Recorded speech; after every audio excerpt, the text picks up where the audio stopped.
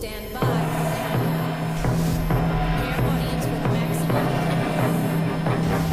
Full immersion begins in 5, 4, 3, 2, 1.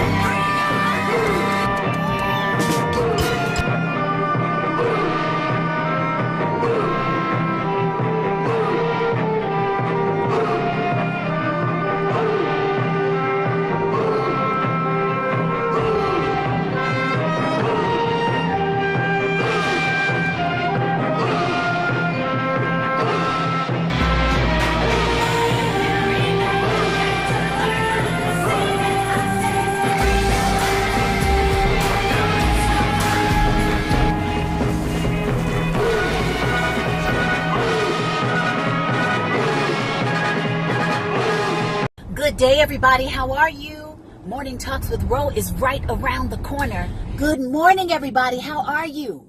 Who's ready for Morning Talks with Ro? Good morning, everybody. How are you? Happy Monday. Are you ready?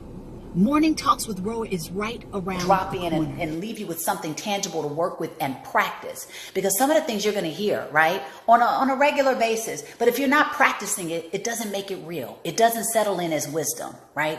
It doesn't serve you the way that it could serve you if you use the tools. You got to work this stuff. It's one thing to talk about it, right? It's one thing to be lip service. It's another thing to actually implement this into your life. Where you at? Hey!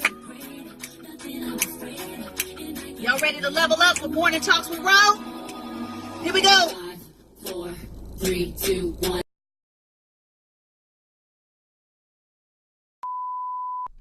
When soul singer and black activist Sam Cooke wrote the lyrics to his song, "A Change Is Gonna Come," it was very direct and to the point. With some changes to it, the song was still digestible. In the year 2019, black folks continue to go through the change rather than direct the change. A community activist named Taalik Ibn'rad has made an appeal similar to what Sam Cooke was asking for. A change. It's said that the meek shall inherit the earth. We ask when. When will the landlords give the meek a free lease? Mr. Ibn'rad is humbly asking for the state of Mississippi. President Trump has already had sit-downs with the wrong representatives of the black community. How about a real discussion with a true grassroots African American? Join and organize Operation Exodus Mississippi today, or become a supporter. I want to start my own. The brother got on my website today and said we need a Pan-African channel. I totally agree. I was working on starting my own video streaming page where you can just load all your videos up there of no time, no censorship. Because if you notice on my website now, it's limited to 100 megabytes. Due to the servers, due to the carrier, the videos can only be no more than 100 megabytes. I'm tired of YouTube. Too many times they're destroying our pages. They don't want to see this movement grow on YouTube. You see some of my videos and you look at them and they like got 10 views, 20 views. That's not because, and then people will look at that and they'll make them think, oh, he's not getting the views. No, I have so many YouTube pages destroyed that they don't want to see me effectively and successfully build up this momentum and stream of people watching my videos. I'm just as big as the bigger people on YouTube, but you cannot see it because they make it that way by constantly destroying my pages to destroy the momentum that I am building up on YouTube. So it's not going to work on YouTube. You all see how long I've been on YouTube. No one has been more resilient, pushing more harder on YouTube than I have. I must add, Brother Angel Snubnub 7, Brother Taalik Ibn'rad. Many of you all have not heard of him, and it's a reason for that you haven't heard of brothers like that who's coming with a profound message. Every day this brother does like an hour of dissertation on YouTube, but no one's hearing him. His message is not getting out. Powerful message, more powerful than most messages that are out there. Very real, very radical, very sincere, very diligent, very consistent, and very little hypocrisy in what he speaks. At least he's true and sincere about what he's talking about. He's not doing it for money, selling no projects, selling no products, trying to do lectures. He's actually coming on there, offering some critical thought and critical analysis every day consistently, but most people have not heard of him. Not because he's lazy. I see him. He got thousands of YouTube pages. I see him constantly putting out videos, but you haven't heard of him. That's by design. That's by design of white supremacy. That's because you all want to hear the popular message and not the real and raw message. And YouTube makes sure of that. They make sure that they can constantly stomp out your Messiah. They let the Messiah get further enough just for you to hear who the Messiahs are. And as soon as you hear them, bam, they cut off. Damn, job well done. So we have to create our own sites.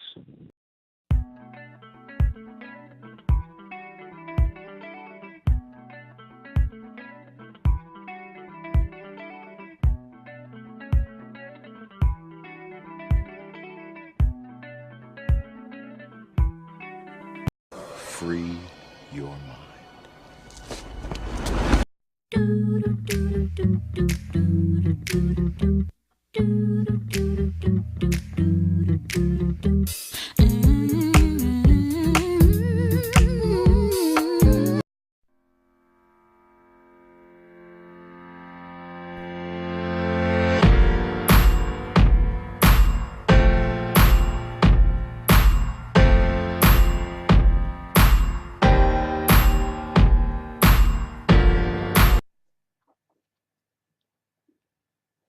I want to begin our little talk by going back in time when I was a young Muslim, a young black Muslim, they called us. I was helping Minister Louis Farrakhan rebuild the teachings of a man we call the Honorable Elijah Muhammad. But I began to become frustrated with those efforts. And so I began to drift away. But at the same time, I was used to that type of lifestyle, putting on a suit and going out in the streets and telling people about God at that time. Yes, I was telling people about God and the power of God and speaking and quoting from both Bible and Quran. But I was frustrated and I was disappointed, and I had questions that were not being answered in my belief system. I was a follower of the Honorable Elijah Muhammad. I was not following Louis Farrakhan. And things just was not going well. So I decided to become what they say in religious rhetoric, a prodigal son. And I began to drift and find myself visiting the Christian church, a place where many of us, we originally come from.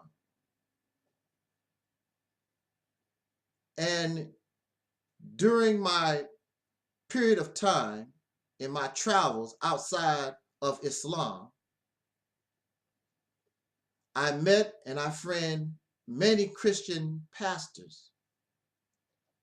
All of my Christian pastor friends, reverends, all of them have now passed. They were older men when we met, and now all of them have gone to be with our ancestors, as we say. May the God be pleased with the legacy that they left behind on this planet. And I want to talk about the Christian church, and I want to talk about my pastor friend for just a few minutes. I have never been mistreated in the Christian church. I've never been called out by name. I've never been, again, threatened with violence. Of course, when we have disagreements in scriptures and our way of thinking, of course, we get upset, and that's very emotional. But other than that, I have always been treated very well in the Christian church. And the Christian church give me opportunity that Islam, of which I was more attracted to, more loyal to actually, Islam did not care about my talents. Islam did not really care. As long as I go on the street and sell a Final Call newspaper, sell some bean pies, they did not care nothing about me as a person or my talents. I was just something to use, and I began to see that. But you actually, in the Christian church, you saw a certain amount of sisterhood and brotherhood, contrary to the stories that you might hear from the Black conscious community, because I know that I was treated better in Christianity than I have ever been treated in the Nation of Islam or the Black conscious community. The Black conscious community is filled with arrogant, self-righteous, high-sedity, know-it-all, violent, profane, nasty kind of people. And of course, you will see that in the Christian church. But overall, especially when we talk about the time period where I come from, you did not see a lot of that. So, there was a pastor friend of mine who was not only a pastor friend of mine, but he knew me personally as a child growing up since about 9 or 10 years old. So myself and this pastor, we known each other a long, long time. And when I began to return to his church, I was in my 20s, 24, 25 years old. But now I did remind him when we was young, I told him about a few incidents to remind him that you wasn't acting so Christian back in the day towards us children. And I remember there was an incident where his adopted son and we were friends, and his adopted son said a bad word, what we call a bad word, and the pastor's wife actually washed the child's mouth out with soap. That was very, interesting. There was an incident where us children, we're playing at their home and get thirsty and try to get a drink of water from a garden hose, and they told us, go to your own house. You making my water bill go up. Go to your own house. Wait a minute, this is a Christian house and I can't get a drink of water? I reminded the pastor of things like that. You remember those things as a child, but now I'm in my 20s and you want to tell me about how good the Lord is, and when I was a child, you wouldn't even give me a drink of water. But we got over that. I just want to remind folks, because some folks get holy and righteous and you need to be reminded that you're not so perfect that you do certain things. You're not so righteous as you think. But anyway, we developed a real nice relationship, and I began to go to my pastor's church, and I would see him outside of church, and we would talk scriptures. At that time, I was going to church, but I was still a Muslim. I still believed in the teachings of the Honorable Elijah Muhammad. But now it is about 1987, and my pastor friend, he begins to get sick. What has happened is he's a veteran from the war, and I think he was affected by Agent Orange. and he developed some type of cancer. I don't know what kind of cancer it was. But when he first was treated for the cancer, it was like 20, 25 years ago. And they found the cancer in his leg. And now it is 1987, 20, 25 years from that period of time. They discover the cancer has come back, but now the cancer is all in his chest. So the cancer has traveled from his leg. Now it is in his chest area. Now, even though I'm a Muslim, and even though I believe in God and religion, the teachings of the Honorable Elijah Muhammad basically tries to keep it real to a certain point. And I knew that he did not have too much longer to be on the earth with us, because it's very serious. If you have cancer, it's in your legs, and now it's rediscovered in your chest. So one day, I'm coming home from work, and I noticed a lot of cars around his home, and I stopped by because I knew that was a bad sign for him. And I went into the home, and of course, my Christian brothers and sisters are gathered around him, praying for him, hoping that he can be healed of this cancer. And I'm like shaking my head. It's a done. If he makes it another week, we will be good. He was basically non-responsive, laying on the bed. But prior to that, I had spoken to him about life after death. And he told me, if it was possible, that after his death, because he knew he was dying then, he said he would communicate to me and show me that Jesus is real. Before the week was out, my friend, my pastor, my brother, he was gone. And so now I'm here in 2019. Since that time, I have not heard or seen a sign or nothing from my pastor, Christian pastor friend. Why am I saying all this? Brothers and sisters, I am not here to bash us. I'm not here to make us feel bad. I'm not here to take away hope.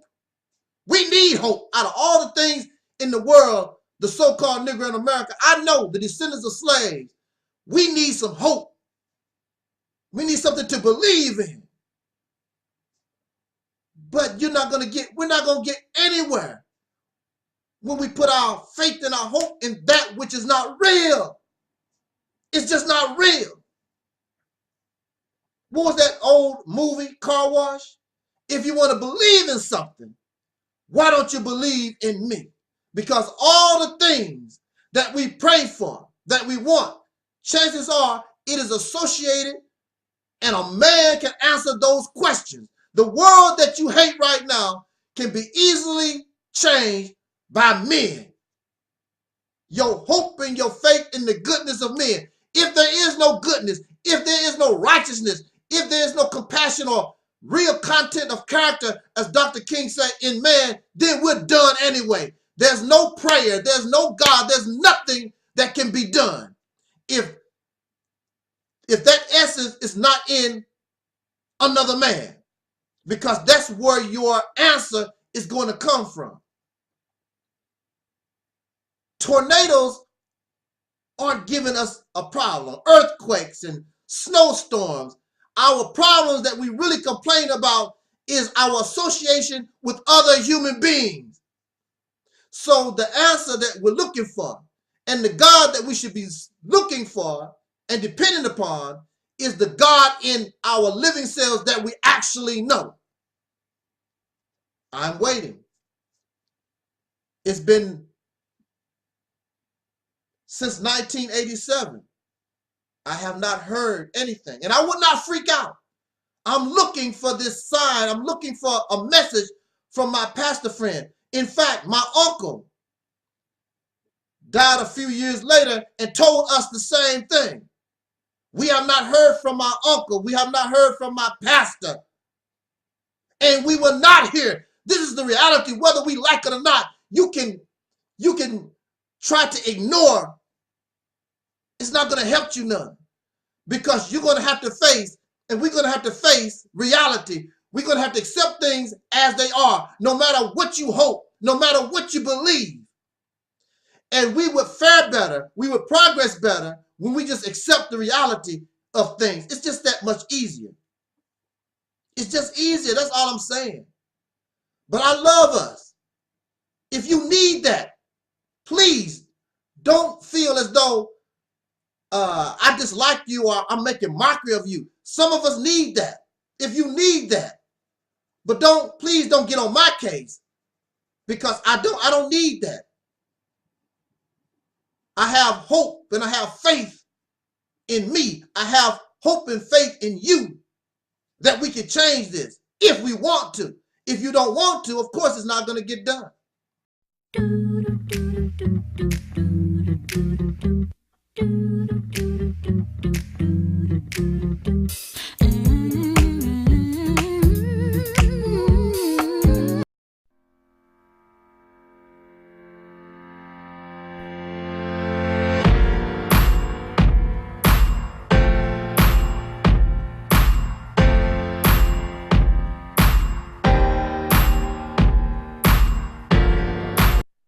Now check this out. Okay. Now, these pro-black, RBG, blackity black, Hebrew, whatever they want to call themselves, I don't know what the hell. They have so many names. They're so confused. But I guess the foundation is blackity black, black, whatever. They so black. These type of persons supposed to have so much intelligence. They have the supreme wisdom. They have done their research. But you never, if you notice, you never hear them speak about common sense. You never hear them talk about logic. You never hear them talk about being analytical. You never hear them talk about critical thinking.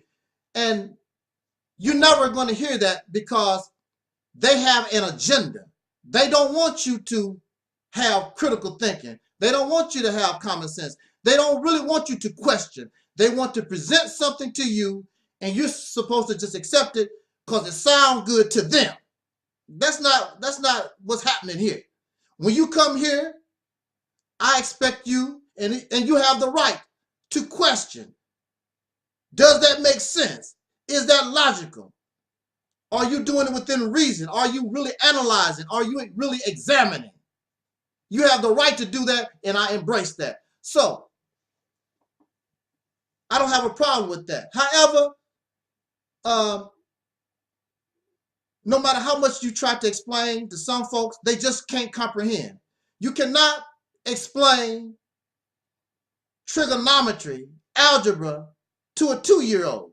Now, there are some 2-year-olds, if you slowly try to explain what that math is about, they can probably understand.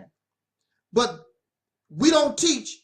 I don't know anybody that tries to teach algebra and these high mathematics to small children because their brain, they're not ready, they cannot comprehend. And that's your problem when you come here. You cannot comprehend. You have no vision. You're not creative in yourself.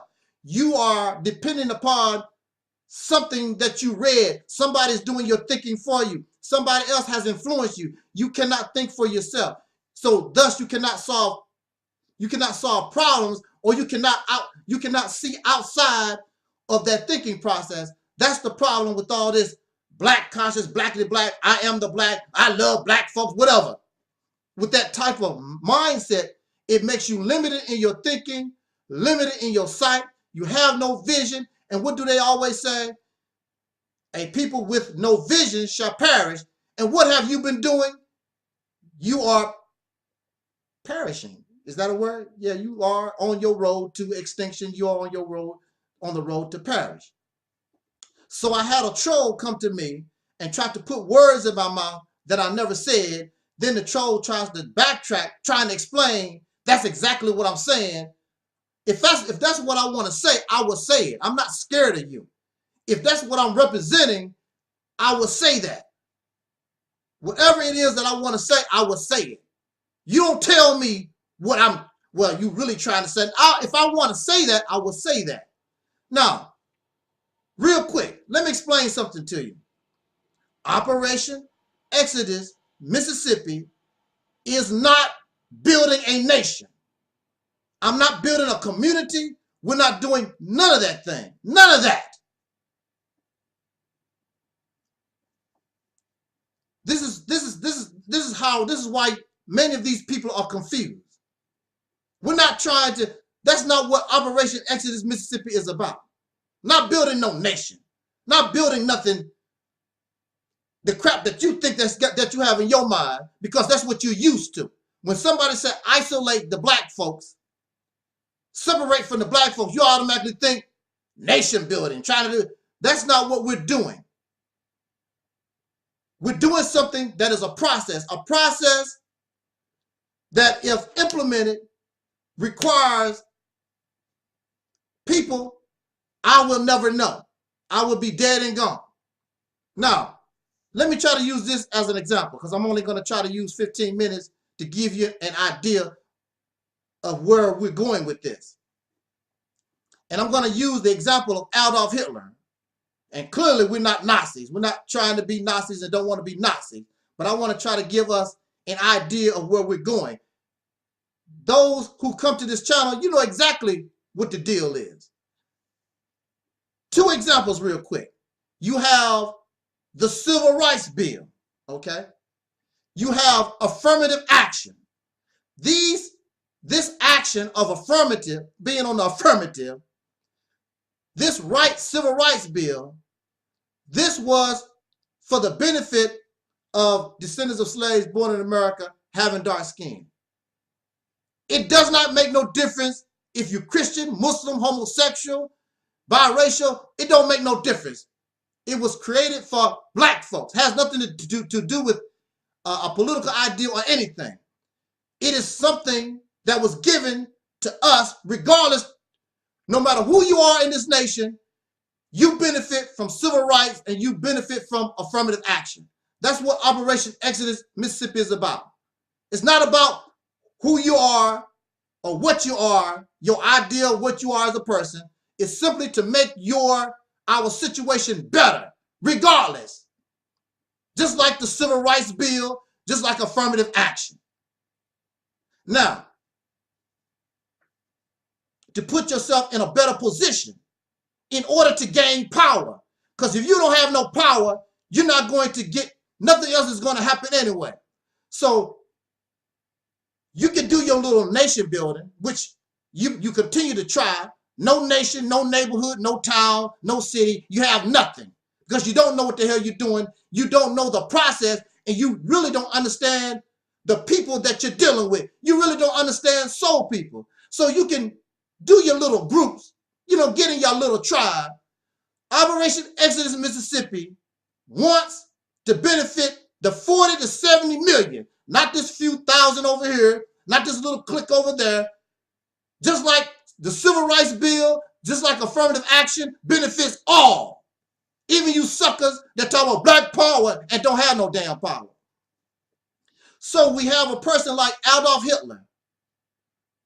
Germany at one time, all you history buffs, Germany at one time was doing really, really bad. Adolf Hitler had to do something to change the economics of that country. He had to, in order for him to do anything that was on his mind, he had to change the economics of that country in order to win the trust of the people to go further into what that real agenda was. Because you can't do nothing with nobody when they hungry, when they starving, when they thirsty, when they in bad shape. So the first step for Adolf Hitler was to improve the conditioning of the people, all of his people, all of them. Now, it's a possibility that Adolf Hitler betrayed some of those folks because he had a questionable agenda for their future. But in order to get them to move and do what he wanted, or in order to do anything, he had to improve the condition of the people, all of his people. So everything that he was doing, everything they done was to improve the condition of his people, because if his people was weak, he definitely can't get nothing done. So Operation Exodus Mississippi is to improve the condition of the people. So just like the people of 1930s, late 1920s Germany, to give you power and bring you power.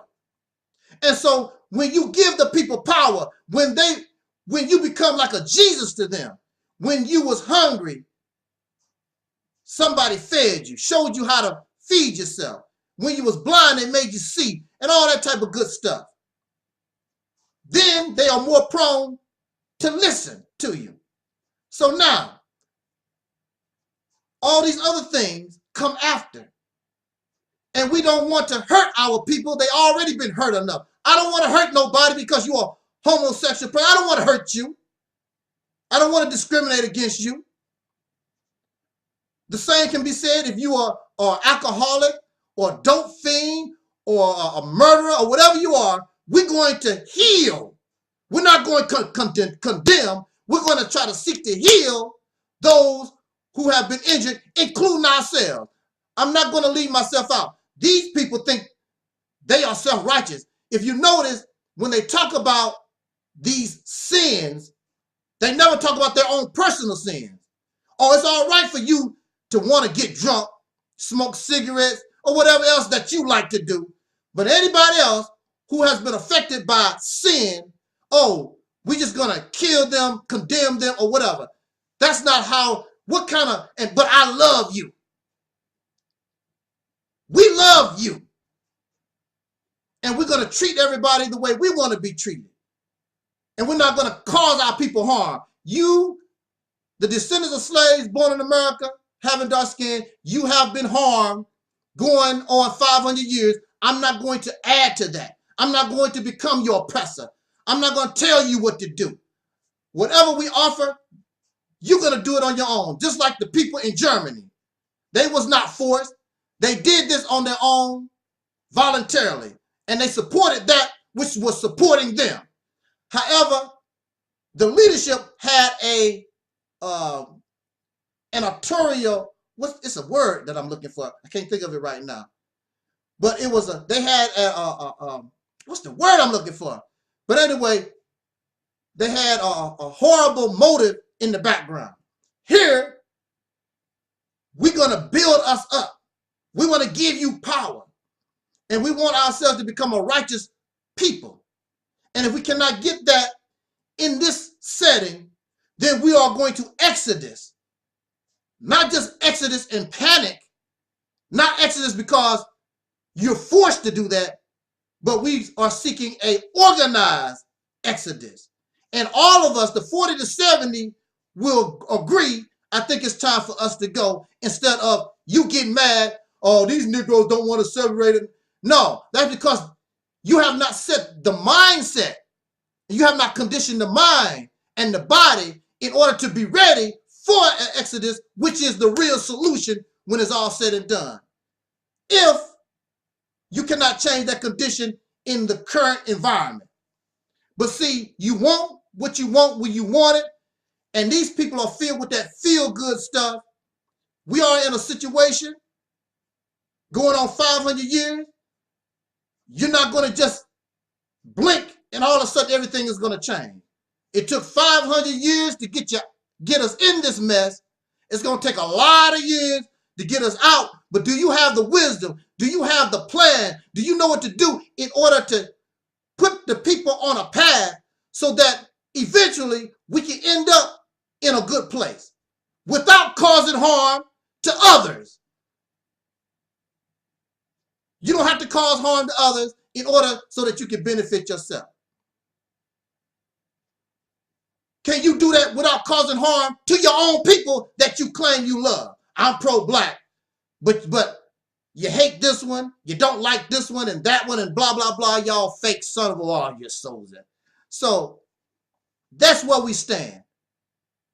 That's why we say has nothing to do with politics, your sexual orientation or whatever, all that stuff, your religion, has nothing to do with that.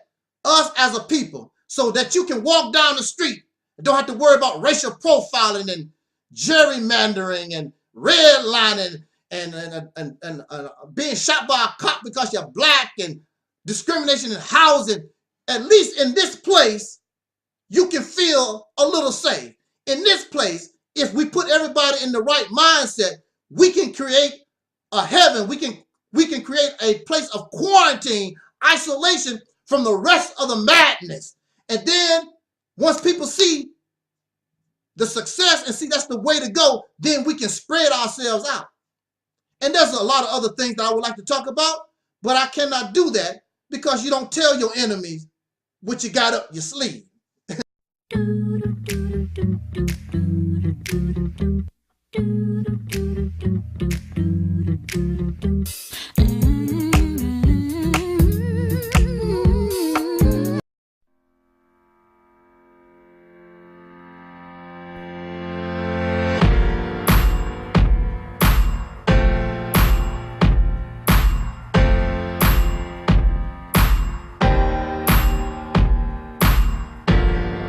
Now, what we want to talk about real quick, we want to talk about our friend, Brother Ben X. Yes. Now, I like Brother Ben. Brother Ben is a cool brother. But I want to say to Brother Ben and some of these other folks that's out here, they put on this front like they are so interested in soul brothers and sisters. Oh, let us be friends. Let us unify. I hear Brother Ben say that all the time. Let us unify. Now check this out. I have, some of you seen my Operation Exodus Mississippi poster. I want to send a shout out to Sister Renee. Sister Renee did a very, very nice job on the Mississippi campaign poster. Thank you, Sister Renee. Thank you very much. Now, prior to Sister Renee, I sent emails and tried to contact Brother Ben X because he does stuff like that also. He was even advertising, if you want something like that done, contact him. So I contact Brother Ben, and really, I probably have 4 or more emails trying to contact Brother Ben to do something with me. Because you want to unify. You want the brotherhood. So you claim. And then when I talk about certain things, Brother Ben says, I just ignore this guy. And he claims that he just moves on. But see, look at this. Okay, Brother Ben does not like what I have to say, so he moves on. He has nothing to say, but at the same time, now he won't put your name in the title, but he will talk about you behind your back. That's what Brother Ben does. Young Pharaoh said the same thing. Brother Ben would say, Young Pharaoh, I'm done with that. Anderson up 7, I'm done with that. I'm moving on. Next thing you know, he's doing a live and he's talking about me. I heard him. I caught him in the act. The video, he took the videos down. Young Pharaoh caught him in the act, talking about him behind his back. That's what Brother Ben does. What type of example are you to be a follower of the Honorable Elijah Muhammad? That's not how Muslims are supposed to roll. Then you claim you for the brotherhood and all this. I'm trying to be your brother and even I'm even trying to help you make some money. I'm trying to be a customer. And you don't want the work. Why you don't want the work? What's wrong with my money? I even asked Brother Ben, can I come on your live? I will pay you. I will pay you to come on your live. But see, this is the problem with Negroes like Brother Ben. There's strings attached to their so-called unity. There's strings attached to their brotherhood. In order for Brother Ben to be your brother, you have to like Louis Farrakhan. I don't care about Louis Farrakhan. Farrakhan does not impress me. But if you don't like and kiss Louis Farrakhan ass, Brother Ben don't want nothing to do with you. There's strings attached. There's strings attached to these people talking about we need black unity. But when they talk that, it's strings attached to it. I don't have to like Minister Farrakhan. That does not mean you and I can't do a project together. But see, I have to believe in Jesus. I have to like Minister Farrakhan. I have to like the Democratic Party, or whatever strings attached these Negroes have. What's his name? The Advice Show. I've never done nothing to Brother Phil. Never. The only thing I ever done was when he started talking about and against soul sisters, calling our sisters hair hat hooligans or ratchet woman, whatever that word, whatever that crap that he was saying. And I defended our sisters and I defended our brothers because he was calling the brothers thugs and all this crazy stuff. Then I step up. That's what I do. So he gets angry because I defend us like that's what I always have done. Just because now you're the one that's putting this stuff out here, just because we're supposed to be cool, does that mean that I'm supposed to stop what I'm doing? Just because you and me are cool and you're a Muslim, but I have something against religion, that means because you and me, that means I'm supposed to stop talking about my view about religion. I'm supposed to stop talking about Farrakhan if me and Brother Ben supposed to be cool. It's strings attached. I don't want that kind of unity. And that's why these people are a bunch of liars. That's why they are a bunch of fakes. Because their unity, their love has strings attached to it. Just like a woman who in love with a man just for his money. Then when the money gone, she gone. Because she never had no love for him to begin with. It was always about the money. It's about these people trying to use you for their purpose. Brother Ben wants you to get on the bandwagon with him so he can say, look what the minister do. Look how the minister is creating unity and all this other crap. So he can give Farrakhan all the credit. You're not going to get that. I'm going to speak my mind. So when you come here, I can work with anybody. You can talk about what I say from the Realist Temple all you want to. I just laugh it off. I said, brother, look, and keep nailing. Keep putting up the boards. Keep building. That's what's important. These people take it personal, and they are loyal slaves to these belief systems or political ideas, and that's all they're interested in. They are not interested in fighting white supremacy. The only thing they are interested in is filling their own pockets and building up their religion. These people whom they praise, like if you don't like Umar Johnson, I can't work with you because you don't like Umar Johnson. You don't like the scholars. You don't like Dr. Ben or Dr. Clark. Or you're not a scholar. All this stuff. That's because you're not interested in the brotherhood anyway. We are all different, and people will never see eye to eye. We have different likes. They cannot tolerate difference. I was telling you in a video about this sister, and I was asking her questions. Beautiful sister, and like I told you, she replied to me very nicely, but then she turned right around. Now, this was a nice woman. Then she turned around and went off on me because I asked her questions. And she did not like that the questions interfere, mess up her fairy tale that she got going on in her religion. So she basically went off on me. I'm going to block you. That's all you can do. But you cannot block reality, and sooner or later, you're going to have to deal with it.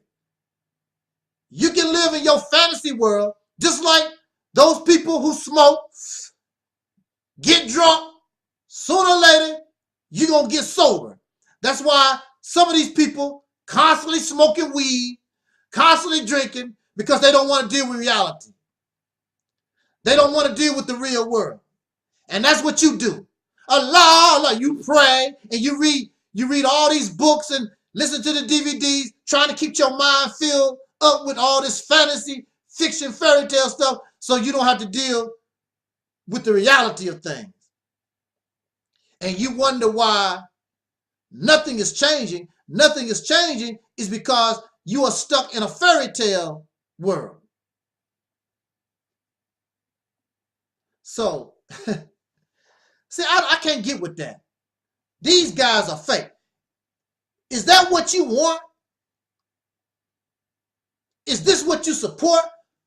YouTube full of fakes, people looking for celebrity and praise and money and booty. They're not serious about nothing. If that's what you want, then so be it. And you're going to get what's coming to you. Because they is coming. When they come, I don't know. But there's a good chance, and the signs are there. They coming. The same kind of they when the Jews in Germany was celebrating their holiday and having a good time, they got a knock on the door. One of the worst knocks. It was one of those knocks you wish you did not answer that knock. And that knock is coming to you one day soon. I hope, y'all always talk about old people. I hope, since I'm an older person, I hope I'm dead and gone. Because I don't want to be on my computer. I don't want to be eating a good meal. I don't want to be in a good mood and I get that knock at the door. And there ain't nothing y'all can do about it. Your time has run out. It's over. Now, you was warned. You did not heed the call, as they say. And now you must suffer. You and your children, your grandbabies, and all of you going to have to suffer the consequences of your actions. You're going to wish that you took the Mississippi campaign serious.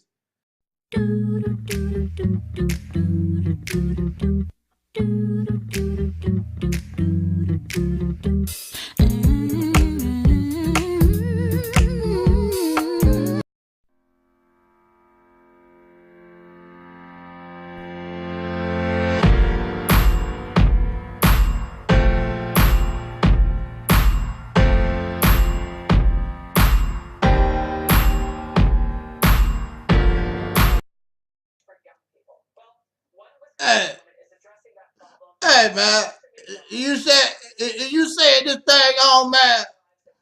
Hey, you said this thing on, man. I don't think this thing on, man. And my name is Myron. They call me Snippet. My name Myron Johnson. They call me Snippet. They call me Snippet. My cousin is Dr. Umar Johnson. I'm here to give y'all a message. Y'all better leave my cousin alone. That's what y'all better do. Y'all better leave my cousin alone. My cousin Umar doing good work for y'all. Y'all some stupid ass niggas, man. Y'all doing niggas, you know. And y'all ain't giving the man no money. Y'all think because y'all gave my cousin a little money, y'all think y'all own him. Y'all don't own a motherfucking thing up in here. Y'all own nothing. You don't own nothing. You don't own nothing at all. And just because my cousin sniff like I do, that don't mean we doing cocaine. I ain't did cocaine in my life. I ain't did no cocaine.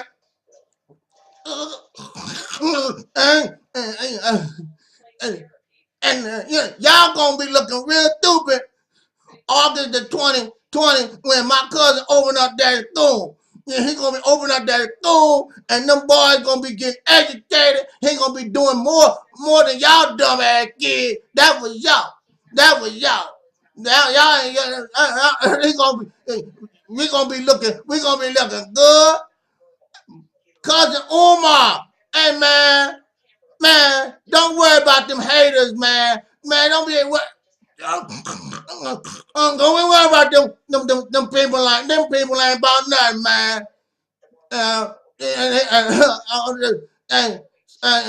And Umar is a man. You know, so what? He had a stripper. Hell, I done had a lot of strippers in my lifetime. Had one last night, matter of fact. Shouldn't be, you know. I'm a man. We men. Y'all some old gay Negroes over here. Mad cause Umar got a stripper. So what? I know one thing. Y'all better leave my cousin Umar Johnson alone. It's gonna be some bad trouble up in this bad bar. That was y'all gonna be some bad trouble. Now let me catch y'all. Keep messing with my cousin Umar. I know one thing, and I know Umar, he the smartest people in my family. He been going to all kinds of colleges, all kinds of universities. He got more degrees than the ones he talk about. My cousin do, but he honest. He a humble man. My cousin Umar. See, y'all don't know. Y'all could be there. Oh, man. Shit. When that school get the opening, y'all gonna look like some straight up dumb son of a gun. That was y'all. Yeah, and yeah, we are related to Frederick Douglass and Marcus Garvey too, if you really think about it. That's why y'all really hate us, because y'all some jealous niggas. Niggas know they can be jealous. Just because because y'all ain't related to nobody worth nothing. Frederick Douglass is our great-great-grand relative. And Umar doing the same kind of work that Frederick Douglass do. Y'all niggas know y'all need to stop hating. That's for real. Call somebody a dope thing. Call somebody a fake and a fraud. Scammer. Umar ain't never scared nobody in his whole life. That man, my cousin doing some real good stuff for y'all. Y'all niggas know y'all be giving her. Yeah. But that's how it is with some trifling ass niggas. Just like my cousin said. $250,000, that's all y'all gonna give my cousin? Y'all tripping, man. Y'all really can. Hey man, I ain't got too much to say, cause I just want these cats to know. I just want these cats to know that Umar Johnson, Black Power, African, Pan-Africanism. Yeah, my cousin is the prince, the king conscious, the goddamn king of Pan-Africanism. My cousin is y'all just some hating niggas. That's why I don't like being around niggas, man. Niggas be hang, man. That's all I got to say, man. Just leave my cousin alone. Keep your name out. Do your own thing. Y'all just jealous. Y'all just Black Paul, Hannah, Black Hall. We gonna do this. August the 20th, when that school over, we got this, man. Umar, my cousin, we got this. Your cousin Sniffy, sniff, got your back, man. Got your back. Cut this damn thing off, man. Get out my damn face. I'm serious. Cut this thing off, get out my damn face.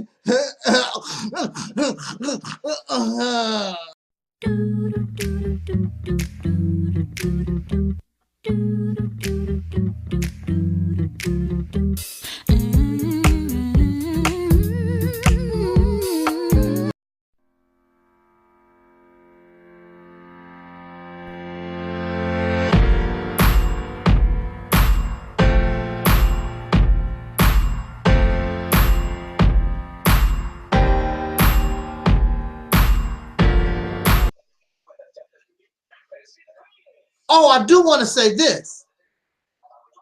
Contrary, and I know some folks don't want to hear this kind of news, but more and more people are starting to listen to the Reality's Temple. Now, I know a lot of folks don't want to hear that, but the reason why they are doing it, Syrian says, it's scary to see so many ignorant, immature brothers. Some of us have no brains. Brother, rest if you must. Thank you, thank you. I'm gonna say this. Our people are getting I'm getting sired. Our people are getting tired of all this pro-black, blackity-black, melanin, metaphysical, comedic, RBG. They really getting sick of it. They're getting tired of it because clearly this has been going on for years and years and years.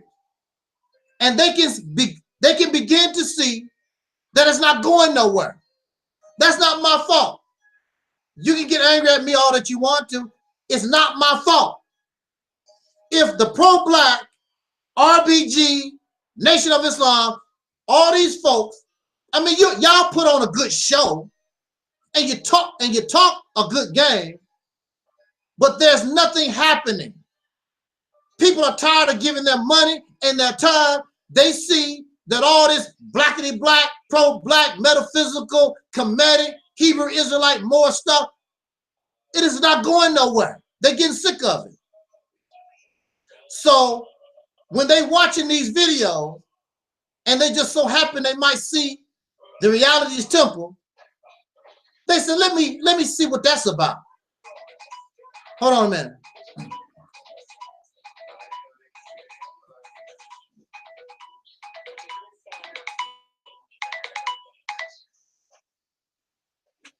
Hey, Brittany. Hey, what's up? We need to do a live show. I'm live right now. Okay. Well, I need to talk. I was just, hey, sister, I was just getting ready to hang, open up for general discussion. And I have a lot of trolls on here, with some silly stuff. And nobody is really bringing me any questions or nothing like that. So I was just getting ready to go to bed, really, because I need to go to sleep.